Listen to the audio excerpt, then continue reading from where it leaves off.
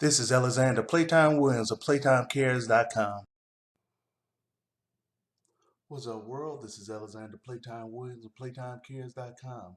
Coming with my Raw recap from August 27, 2015 in Green Bay, Wisconsin. Normal commentators JBL, Michael Cole, Booker T. They started off with a King of the Ring montage, pretty much highlighting some of the people that won in the past. Of course, you always have to do Bret Hart in the mix and Booker T, obviously. Um, why were they doing that? Because they're putting the King of the Ring back in the rotation. Good idea, WWE Universe and WWE writers. Um, we started off with Seth Rollins and, of course, J&J Security and Kane, members of the Authority, coming out. And they pretty much did Extreme Rules highlights. Extreme Rules was Sunday night, that pay-per-view. They did highlights from the title match between Seth Rollins and Randy Orton. And You Suck chants just start raining in. And pretty much Rollins was just pretty much relishing in the fact that he used the band move, the RKO, to beat Randy Orton, but he called it a Seth KO, so it was a SKO, not an RKO. And then he thanked Kane, but at the same time he had to throw a jab at Kane again. You know, uh, Instead of calling him the gatekeeper, which was his responsibility for the steel cage match for Extreme Rules, he called him the Crypt Keeper. And then he's like, old relic and forgotten. Sorry, I used that reference for you. So of course, Kane was like, well, you know, you're all high and mighty using a band move to win a match, and you're just pretty much a whiner. And Kane say, I'd rather be the Crypt Keeper than the WWE's version of Justin Bieber. So of course,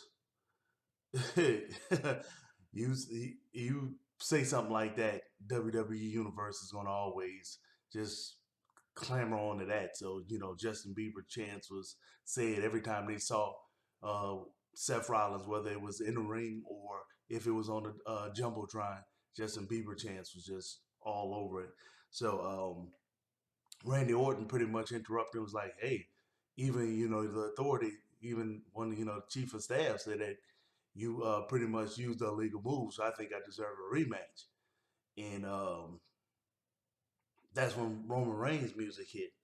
And he was like, look, bro, no disrespect, but you had your chance. I mean, you got to allow somebody else. I never got a chance to have a rematch. And Orton was pretty much like, look, I was asking Kane. I'm not asking Rollins for the rematch. What do you think, Kane? And Kane pretty much said, look, I'm going to leave this up to the WWE Universe, but y'all going to have to respect the fact that the Authority is a viable entity. So y'all going to face us in a tag team match. Well, of course, Seth Rollins wasn't comfortable with the WWE Universe deciding this match. So, that was going to be an ongoing thing. So they decided to start the King of the Ring tournament. And the first match was Dolph Ziggler versus Bad News Barrett. Decent match, decent pace. Um, Pretty much Sheamus interrupted the match, which caused Dolph Ziggler to kind of get unfocused. Tying that into what happened at the Extreme Rules pay-per-view, they had a Kiss My Arse match, and Dolph Ziggler actually won, and Sheamus was supposed to kiss his arse, but Sheamus gave him a crotch shot, and then gave him a bro kick, knocked him out, and then took the unconscious um, unconscious Ziggler and put his lips on his butt. So, I mean, Ziggler say he humiliated him. So by him coming out, that kind of threw Ziggler off. Bad News Barrett loaded up the elbow and hit him with that elbow, knocked him out. So Bad News Barrett get to advance to the second round of the King of the Ring tournament. And a decent match, 7 out of 10. Uh, the New Day came out with the titles. Of course, they got booed. And, it's a whole bunch of New Day sucks. And it was like, okay, no more New Day sucks. It's New Day rocks. Oh, set the crowd off. they set the crowd off. They was going into New Day suck chants hard, boy. That was a big old fail, and rightfully so, man. This heel turn could be epic with the New Day. People hate them so much with the positivity. I mean, wow. So they had a match. They decided to let Big E of the tag team champion New Day face Tyson Kidd of the old tag team champions, him and Cesaro.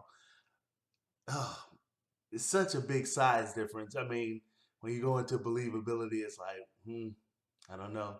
It's oh. Well, I mean, this just showcases that the WWE writers, y'all need to bring back the cruiserweight division. You have 3 hours for the show, man. Just bring back the cruiserweight division. I mean, instead of doing as much talking, you can just let wrestling do what wrestling does.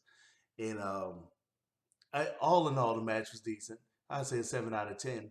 Xavier Woods, he cheated and held down one of Tyson Kidd's leg while Biggie pinned him. So they ended up getting a win, and the fans hating them even more. I'm loving it. So they pretty much did a recap of the Extreme Rules match between John Cena and Rusev, and just showed how Cena actually won that match at Extreme Rules, and then announced right away that Lana was she went into the locker room and actually got a rematch for Rusev for the next pay per view, which is Payback, and it's an I Quit match. So once again, bad writing, no build up for it, and I mean, you pretty much let me know that once John Cena comes out and does the open challenge, that he's gonna win before the pay per view. It's not gonna be a surprise. So, I mean, but what can you do? I don't write for the WWE. So the next match was Ryback versus Bo Dallas. They said that was on Extreme Rules too, and they said Ryback dominated them there. Another showcase for the cruiserweight division. Too much of a size difference. Ryback pretty much dominated that match, and no matter what was said, I mean that match wasn't even a good match to have. It's not a good matchup. So that was a 6 out of 10 Ryback winning that. But then they had a surpriser. Bray Wyatt comes out of nowhere, and the lights go off, and the lights come back on. He behind Ryback, hit him with the Sister Abigail finisher, and you found out that that's who all these cryptic tales Bray Wyatt been talking about Ryback. He want to deal with Ryback. So then John Cena comes to the ring and does his normal talk about being a U.S. champion and all that type of stuff, and how he love America, and that's why he had to beat Rusev, blah blah blah blah blah blah, whatever. And he gave the open challenge, and but before that, he said that he does accept the pay per view rules. I Quit match. He said if he loses to Rusev, he'll never ask for a rematch again because he can't imagine being on U.S. soil saying I quit and losing the U.S. title. So pretty much know how that match is gonna go. So either one of the two things, either John Cena is gonna beat him that badly to whereas Rusev says I quit, or Rusev is gonna find a way he's gonna finagle something to probably hurt a child or something like that. If he gonna grab like a superstar, and if if Cena doesn't say I quit, then he's gonna hurt the person. So that's the only way I can see that match going. Um, but I digress. So Heath Slater accepts the challenge like he wanted to do a couple of weeks ago before he got RKO'd out of the blue, and he was talking about how he the man, he gonna take the belt, and then Rusev just came out of nowhere and pretty much attacked him. Boom, kick him off the stage. Then Lana came out, and man, the crowd exploded. They said that Extreme Rules that that was kind of the thing that distracted Rusev. So many people want to see Lana. Lana came out this time, and the crowd exploded. She did a nice little turn and stuff, and they exploded more.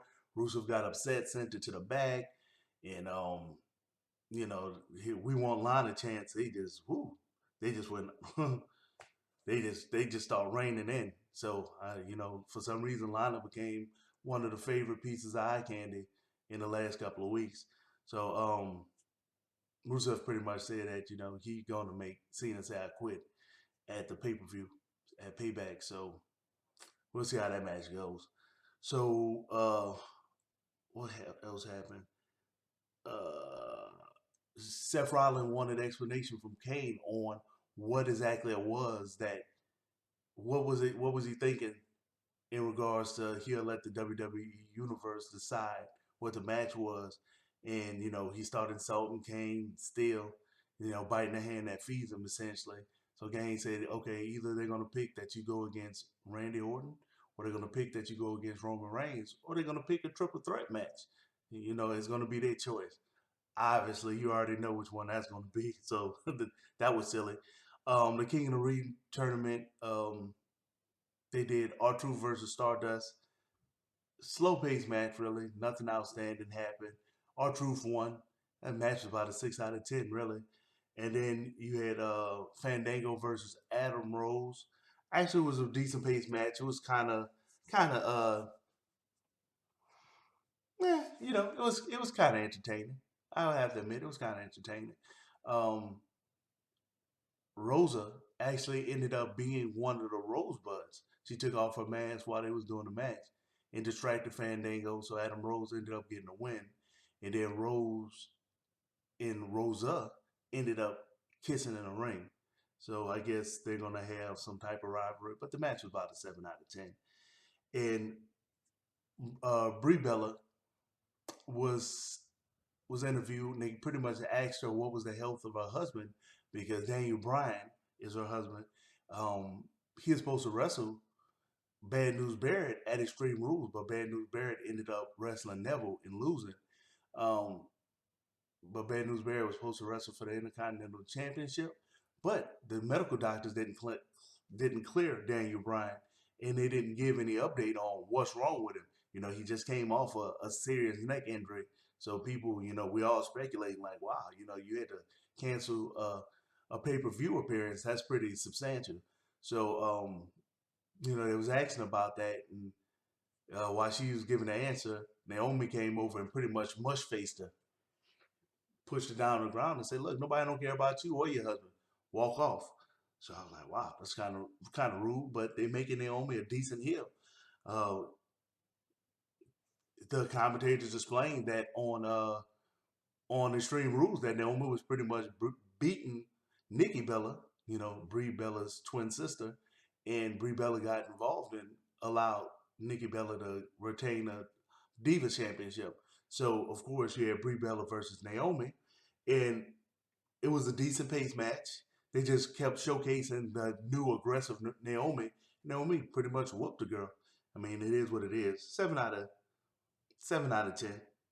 So, what was the next thing?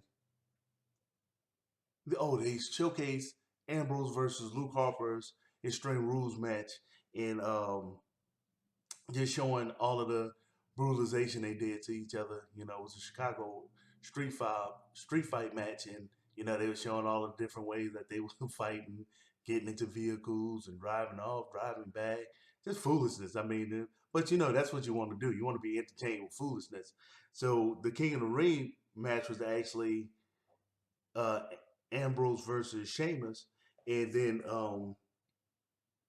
they did a recap of Sheamus versus Ziggler Extreme Rules match, and that for some reason led to Foghorn Leghorn chants, which obviously is a talk about Sheamus' new look, which usually just had "you look stupid" chants attached to it, but it was Foghorn Leghorn chants this time.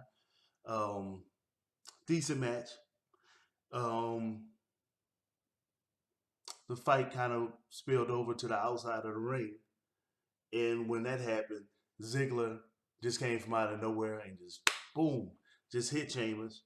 So Ziggler pretty much screwed Ambrose out of a chance to advance to the King of the Ring tournament because Sheamus essentially just won via disqualification, which if the writers was actually thinking, they would probably have Dean Ambrose to do something about that in the future. So some prediction about that storyline opening up. So then the next thing was Damien Sandow, formerly Damien Mizdow, but he lost the branding rights match last Raw, which they showed a recap of that. So now he was pretty much just giving his uh his identity transformation history since he's been in Raw, um, and just saying that even though he lost a lot of his dignity being Mizdow, it actually helped him to connect with the WWE universe. So he enjoyed just being able to entertain, like a lot of people said that he wouldn't be able to do. So Curtis Axel interrupted, and of course, Curtis Axel has the Axelmania, kind of like homage to Hulkamania. Got the shirts and everything made up just like Hulk, do the shirt ripping thing. So he came out and said he doesn't like someone that doesn't really know their identity. So the, Damien Sandow start mocking him, doing everything he does, just like he was doing not Damien Mizdow, but doing the Miz. So Curtis actually got frustrated, tried to fight him, and Sandow pretty much beat him up. So then Bray Wyatt cut a promo, pretty much saying that Ryback is what he said, obsessed with vanity, I believe he said, and that he can really see through him, saying that he was transparent. So we'll be interested to see how that actual rivalry end up blossoming. Still think Ryback should be in the U.S. title hunt, but maybe they'll make it come full circle and that'll happen. Uh, they did a compilation of some of the Tough Enough video submissions. Had some interesting ones on there. You had the King of the Ring tournament came back, and it was Neville versus Luke Harper. Man, such a huge size difference. It's hard to believe that Neville would actually have a shot of even winning the match. Need for the cruiserweight division. Great pace match. Neville is a good wrestler, and multiple times they had NXT chants. They were chanting NXT. But, that's where Neville came from, the little training ground for the WWE, where he was really popular there too. So I was actually surprised that Neville did end up winning this match. This was the best match that they had other night. 8 out of 10. Then they finally did what they did. They finally did the main event, which was Roman Reigns versus Roman Reigns and Randy Orton versus the members of the Authority. Kane, Seth Rollins, accompanied by J&J Security. Decent pace match. J&J, they kept interfering, and that allowed Rollins and Kane to start getting advantages. And the match was pretty much, a couple of times they had "this is boring" chants. Just had to point that out. But the match actually became fun when Seth Rollins actually accidentally drop kicked Kane, knocked Kane out the ring. Kane recovered, he gets up, and then Roman Reigns Superman punch one of J&J Security, and they fall into Kane, boom, knock him back down. Kane recovers, he gets up trying to get to the ring. Then Seth Rollins come and just boom, just kind of like just dive into him and knock Kane out. And it was actually really, really funny just the way that they set it up. And Kane just snapped. He just completely snapped. And he just started busting up J&J Security. Then he tagged Seth Rollins one good time, threw him in the ring, and Randy Orton went and got him with the RKO. Boom, crowd was excited. Crowd finally stopped saying "this is boring" chants because Kane snapping. They just really loved that Kane just snapped. It was kind of like the old Kane, and Reigns and Randy Orton won the match, and then Kane grabs the microphone. Hey, let's see what the WWE Universe picked. Come on, triple threat match. You know it. It was 78% triple threat match, and why Seth Rollins was disgusted by that. He didn't realize that Roman Reigns was still in the ring. Boom, spear, knocked him out. Fans loved it. It was like that was just just the cherry on top of the Sunday for the fans. So all in all, it was just a decent Raw experience. Hopefully SmackDown to be better. You can follow me on Facebook, Twitter, Instagram, YouTube, wherever. Everything is always Playtime Cares. Hey, I have a donation button if you want to donate. Hey, I'm always trying to go out and do stuff. Check out the webpage, playtimecares.com. Look at the type of things I'm doing. If you want any type of interaction, just comment, whether it's on YouTube, Instagram, whatever. I respond back to everybody, and I'm pretty good at following back with everyone too. Unless you have something that's really racist and stuff, I'd be like, ooh, well, but I'm pretty good at following people back. Y'all just hit me up, folks.